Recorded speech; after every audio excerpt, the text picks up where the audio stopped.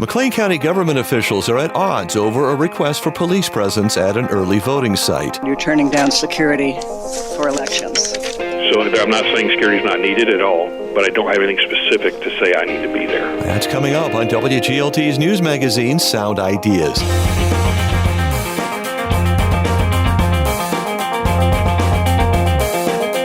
Good evening, I'm John Norton. Also on today's show, a Bloomington attorney becomes the Illinois Supreme Court's top civility czar. Lawyers are zealous advocates, and I think where we're trying to address the issues are where that zealous advocacy goes overboard. Also, how big money in Illinois politics is affecting the democratic process, and ISU nursing students learn telehealth through simulation. Those stories follow a Bloomington Normal News update. This is Sound Ideas on 89.1 WGLT and WGLT.org, part of the NPR network. Support for WGLT comes from Bloomington Normal Audiology. Hear My Story continues with local patient Paul Brandt. So I just went without them for all those years. I talked to somebody who had recently gotten hearing aids and talked about the fact that they were connected to the TV. And so that kind of prompted me to try it again. Paul's full story can be found at bnaudiology.com.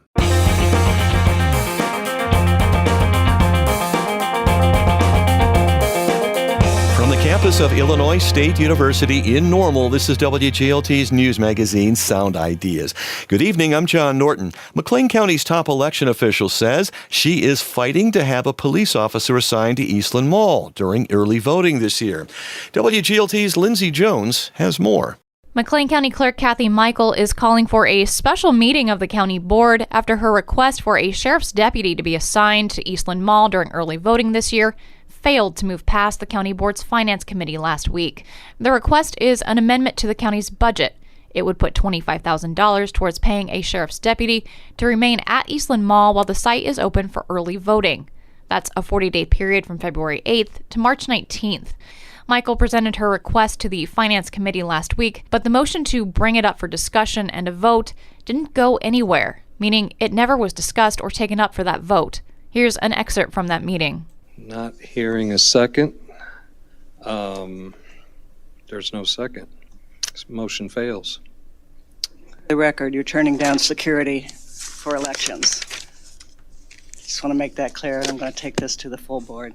In a press conference Friday, Michael said the request for additional security at the mall is preemptive, due in part to the number of voters expected to show up. It's a very popular place if you've been out there for voting. Always a big turnout, and we expect the presidential primary to have a record-breaking vote turnout. McLean County Sheriff Matt Lane says there's not currently an active or identified threat to the mall specifically that's prompted the request.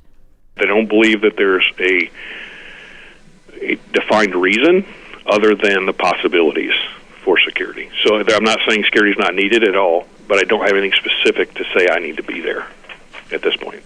Lane and McLean County Clerk Kathy Michael had worked out an agreement that would assign a deputy to the mall while polls are open, pending county board approval.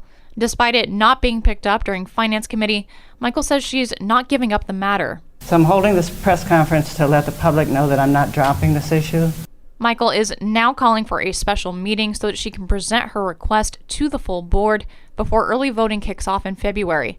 A third of all county board members would need to request that meeting for it to actually happen. I urge county board members to reach out to me if they would be willing to request a special meeting for additional election security. Michael says out of the 7 members needed, 4 have agreed to call for it. If a special meeting is held, board members will have to weigh whether they believe the request before them has merit. Natalie Roseman Mendoza is a member of the board's Finance Committee.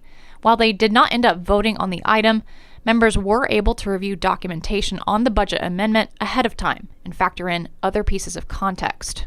It wasn't a matter of not wanting some security there. It was a matter of how limited the resources were coming from the sheriff's department. Regardless of whether an officer ends up being assigned to Eastland Mall as requested by the county clerk, Kathy Michael says this year there will be a new security addition to the mall: cameras. Michael says security cameras will be placed where they don't pick up actual voting activity. I'm Lindsay Jones. This is Sound Ideas on WGLT. I'm John Norton. In 2001, the Illinois Supreme Court identified several issues stemming from incivility among lawyers and judges. The Commission on Professionalism was formed in 2005 to promote integrity, professionalism, and civility for the purpose of eliminating bias among lawyers and judges and promoting diversity, equity, and inclusion. Bloomington attorney John Kim was appointed chair of the committee last month. He serves as Associate General Counsel at Edward Jones and was previously in-house counsel for State Farm.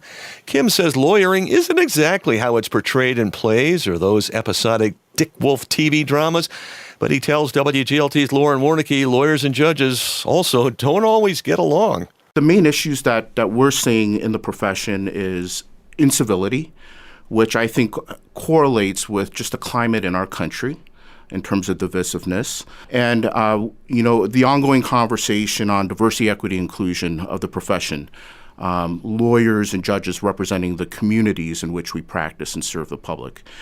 So I think these issues will always be with us, but they're issues that we'll continue to address and focus on. There's certainly plenty of people in the state of Illinois who might have a negative view of the judicial system in thinking that it's quote unquote broken or that it doesn't work for them.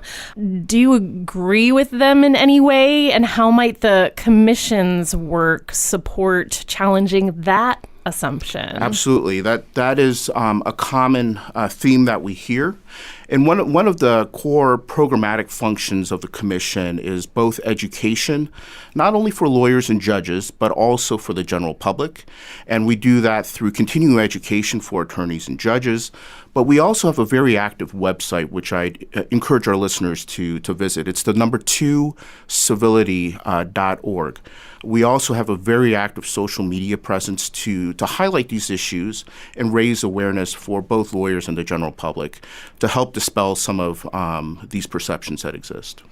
Sometimes the perception of incivility in the court might look to some like a lawyer fighting for their client, right? Or fighting for some kind of public good. How have lawyers and judges and, perceived the work of the committee? Are they all for it?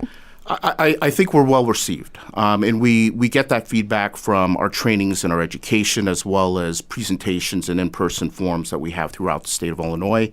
Of course, lawyers are zealous advocates, and I think where we're trying to address the issues are where that zealous advocacy goes overboard or perhaps crosses the line, because that impacts not only folks that are accessing the court system, but frankly, it also impacts the costs of the system, costs of litigation, costs throughout the system that impact all of us. You joined in 2019, is that correct? Or initially joined the commission then? Yes, that's right. Why did you join? The backstory there is all of us commissioners are appointed by justices of our Supreme Court.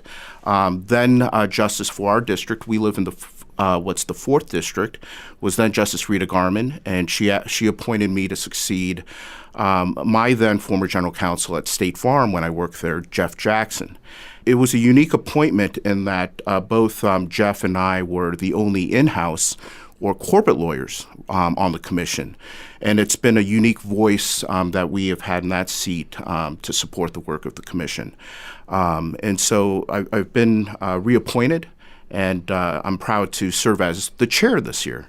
I was the vice chair for the past better part of a year and a half, but it's a unique opportunity and a privilege to serve the profession in this manner. So as the state's sort of chief civility czar for the now as serving president, what are your primary goals and objectives for your time in the presidency, and does that indicate any sort of sea change from what has already been going on? Right. Thank you. Great question. I don't think there'll be a sea change. We're very committed to the mission and the programmatic function that the court has supported. And we do view ourselves an extension of the Illinois Supreme Court, and we try and speak with one voice with our sister committees and commissions. But the perspective that I like to bring, one I already mentioned, is the seat that I sit in as a corporate lawyer in bringing that perspective. But two other items that are perhaps unique. It's been some time, and I'd have to go back and check the history of whether we've had a chair from downstate. But more particularly, I know that we have not had a chair from McLean County or Bloomington Normal, more specifically. And so that's a point of pride. I've been a Central Illinois lawyer my entire career, both in private practice and in the in-house setting. And having that Central Illinois or downstate voice for the profession, I think, is an important one. And the last piece there I'd mention is I'm a diverse lawyer. And I'm very committed to the principles of diversity, equity, inclusion, and how that manifests itself throughout the legal profession. There's a shortage of lawyers, and that is specifically poignant in rural and suburban communities, which we would qualify as. And does the commission in any way speak to some of those kind of imminent challenges that you might see for the legal profession, specifically here locally? Access to justice is generally an issue throughout the state of Illinois. But specifically, one thing that the commission has written about and published about and collaborated with our various sister organizations is the access to justice, or simply access to lawyers in the rural parts of Illinois. So to give you an example, in the last 4 years, there have been approximately 7,800 new lawyers admitted in Illinois. Just north of 7,100 of those are in Chicagoland or Cook County. So what does that mean for the rest of us or where we live? 72 counties in Illinois had 5 or fewer new lawyers admitted. And there are 33 counties in central and southern Illinois that had zero new lawyers admitted. So it's something that we're addressing and highlighting and helping to amplify programs that our sister organizations have put into place. One that I would highlight is the Illinois State Bar Association a few years ago identified this need and have fellowships not only for summer clerkships, but for new lawyers to be placed in private practice law firms in various counties and in various other settings to help promote those opportunities to law students. That's John Kim, chair of the Illinois Supreme Court Statewide Commission on Professionalism, speaking with WGLT's Lauren Warnicki. A point of pride for Kim is the commission's educational programs aimed at early career lawyers, as well as judges and courthouses. While chair, he plans to bring the commission's courthouse professionalism training to McLean County's 11th Judicial Circuit Court. Tomorrow on Sound Ideas, restaurants across Bloomington Normal are cooking up their best meatless options throughout January. Get a sampling of the menu for the Vegan Chef Challenge. Our friends at NPR Music are already talking about the albums they're looking forward to in 2024. We listen in on the next Morning Edition from NPR News. I'm WGLT Morning Edition host Ariel Jones. Wake up with Morning Edition tomorrow morning on 89.1 WGLT. Thanks for listening to Sound Ideas here on WGLT. I'm John Norton. There is a lot of money in Illinois politics. Politicians are weaponizing their war chests in ways that threaten the election process. In her recent piece for the Democracy Solutions Project, Chicago Sun-Times chief political reporter Tina Svandelas looked at campaign finance in the state and how big money is causing big problems for Illinois voters. She spoke with WBEZ's Mary Dixon. The conversation, part of the Democracy Solutions Project. It's a collaborative effort among WBEZ, the Chicago Sun-Times, and the University of Chicago's Center for Effective Government. Tina Svandelas is the chief political reporter at the Chicago Sun-Times. She spoke with WBEZ's Mary Dixon. So in your piece, you identify multiple issues that are affecting state elections, including self-funded candidates and legal loopholes. What's going on? There's a lot of problems in Illinois. As you said, there's a lot of money, which leads to more problems. I do detail some of the issues, including meddling in primaries, which we saw last year with Governor Pritzker in the Republican primary for governor. And that was him giving $24 million to the Democratic Governors Association so that they can run ads in the Republican primary. I'm sure you remember those because there were so many ads running in that campaign. But it was boosting Darren Bailey, saying that he was too conservative for Illinois. And what that does is that riles up Republican primary voters. They get really upset or they get really animated and they kind of do what the ad tells them to do. And in that case, Pritzker wanted to face Darren Bailey over the moderate candidate, Richard Irvin. And that strategy worked for him. Aren't there state laws that regulate how money is spent in political races? Yes, so I went down the history books for Illinois, and in 2009, Governor Pat Quinn was the first person to try to get campaign finance reform on the books, and that was a year after former Governor Rod Blagojevich was arrested, and obviously that was tied to campaign contributions. So in 2009, Governor Pat Quinn, he gets a reform commission together, and he finally does get a law on the books. And in that case, there were contributions limits for corporations and unions, for individual donors, and for political action committees. So back in 2009, this law would have put limits on PACs. As we know, that is not happening. And that changed in 2011 because of the Supreme Court decision in which they said that super PACs could not have limits.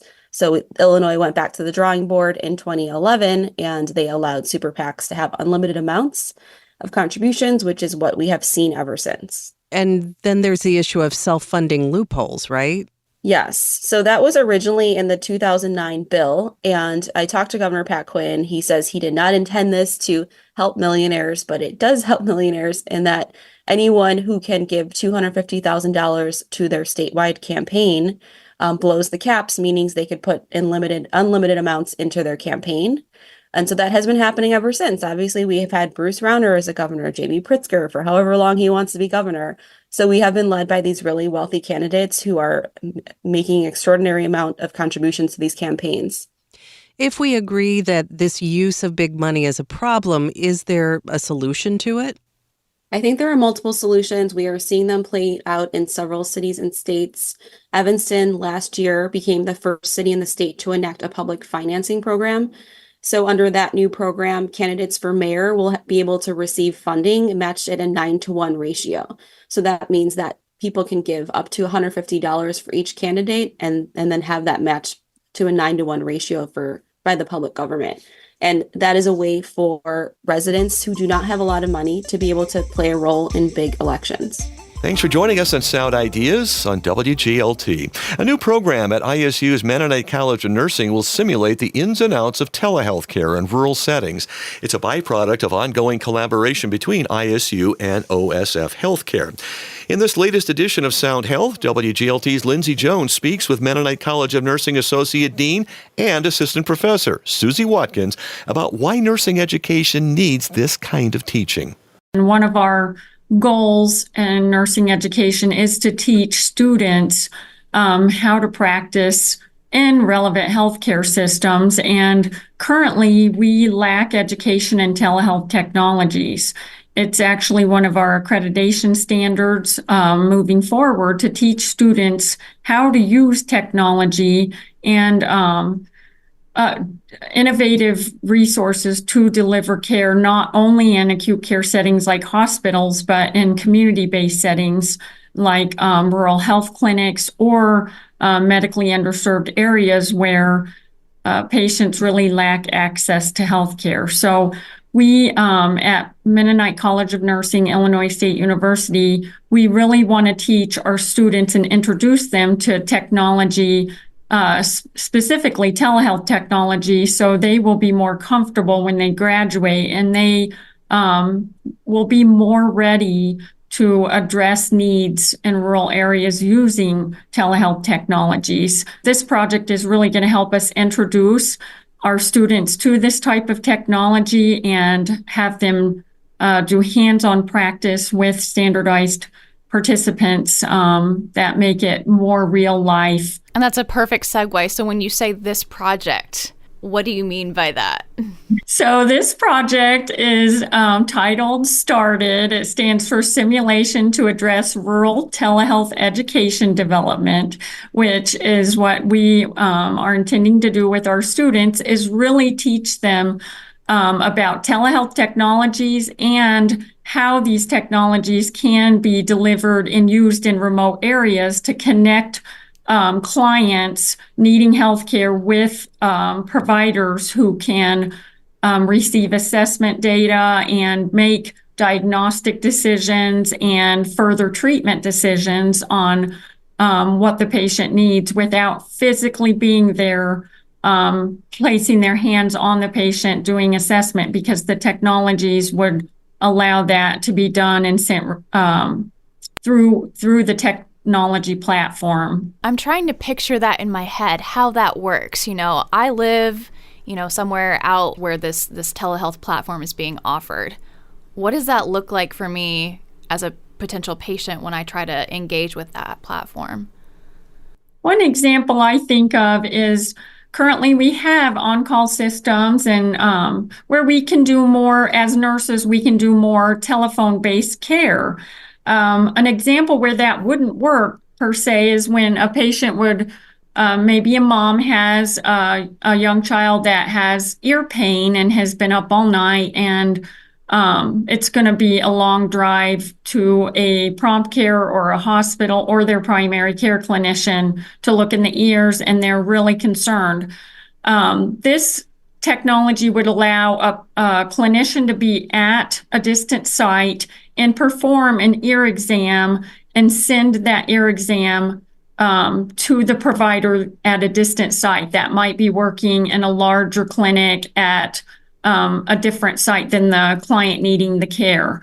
So with this technology, we can do what's called a synchronous visit, where you're live with the provider, and as you assess them, they are seeing the inside of the ear. The technology has camera where they can see if the eardrum is perforated, has a hole in it, or is draining, or is bulging because there's infection in the middle ear. So they could make more of a treatment decision, whereas on the telephone, that limits the provider's ability to see that truly is an ear infection and that they may need antibiotics for that. I guess I couldn't tell if this was something that was still in development and how far along in development it was, or if it was something ready to go for these incoming nursing students. We are actually in development, and we plan to implement our first simulation in February. We'll have 2 rounds of simulation. We'll have some scenarios geared for our family nurse practitioner students that are in the graduate program to become certified nurse practitioners. And those will happen in February and March. And then we will take our undergraduate baccalaureate in science and nursing students. We'll hopefully have 120 of those go through the simulations starting in April. Feeling very excited. It feels like we still have a lot of work to do, but I feel like we just have a short time span to get that developed, but we're well on our way. That's Mennonite College of Nursing Associate Dean and Assistant Professor Susie Watkins speaking with WGLT's Lindsay Jones. Support for WGLT health coverage comes from Carle Health. You can count on Carle as your partner in healthcare. Information at carle.org. And that's Sound Ideas today. WGLT's news magazine is made possible in part by Bloomington Normal Audiology. I'm John Norton. Story help came from WGLT's Lindsay Jones and Lauren Warnicki and our colleagues at WBEZ in Chicago. Ryan Toohey edits Sound Ideas. This is 89.1 WGLT and WGLT.org, part of the NPR network.